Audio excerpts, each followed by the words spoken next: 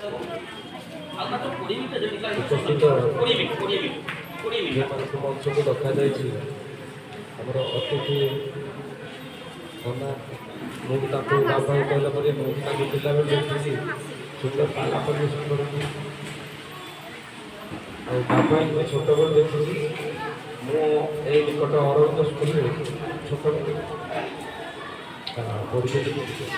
ଆମ ସେ ସ୍କୁଲରେ ସବୁ ଏହି ପ୍ରକାର କାର୍ଯ୍ୟକ୍ରମ ଉପରେ ବେଶୀ ଗୁରୁତ୍ୱ ଦିଆଯାଏ। ଉପସ୍ଥିତ ଅଛନ୍ତି ଆମର ମାଧବ ଭାଇ, ଗାଁ ପାଖରେ ଛୋଟବେଳୁ ସେ ଆମର ପଥ ପ୍ରଦର୍ଶକ ଥିଲେ। ଯାହା ହଉ ଆପଣମାନେ ନିଶ୍ଚିତ ଭାବରେ ମହାନ ଏଇଭଳି ଏକ ସୁନ୍ଦର କାର୍ଯ୍ୟକ୍ରମ ଆମର ଓଡ଼ିଶାର ଆଗନାରୀର ସମ୍ବାଦ ପ୍ରତିଦିନର ଏକ ସମ୍ବାଦ, ଏକ ପିଲାମାନଙ୍କର ଉନ୍ନତିମୂଳକ କାର୍ଯ୍ୟକ୍ରମ ଯାହାକି ଆୟୋଜନ କରୁଛନ୍ତି ପ୍ରତିବର୍ଷ।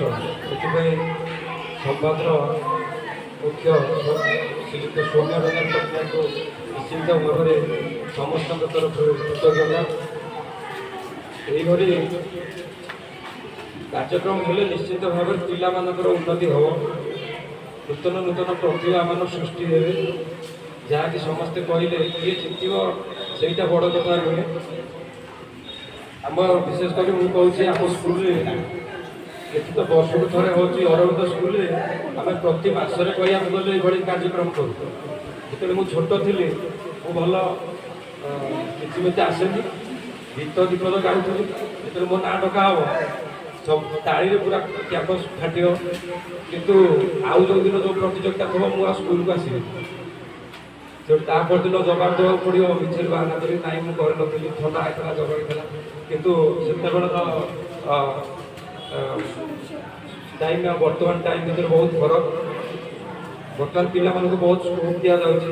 ସମସ୍ତେ ଗାର୍ଡ଼ିଆନ୍ ମାନେ ଘରେ ଚାହୁଁଛନ୍ତି ମୋ ପିଲାଟା କେମିତି କୌଣସି ଏକ କଳା ବାବଦରେ ଟିକେ ଆଗକୁ ନାଁ କରୁ। ବିଶେଷ କରି ବର୍ତ୍ତମାନ ଆମ ବେଳେ ସେମିତି କିଛି ସୁଯୋଗ ନଥିଲା।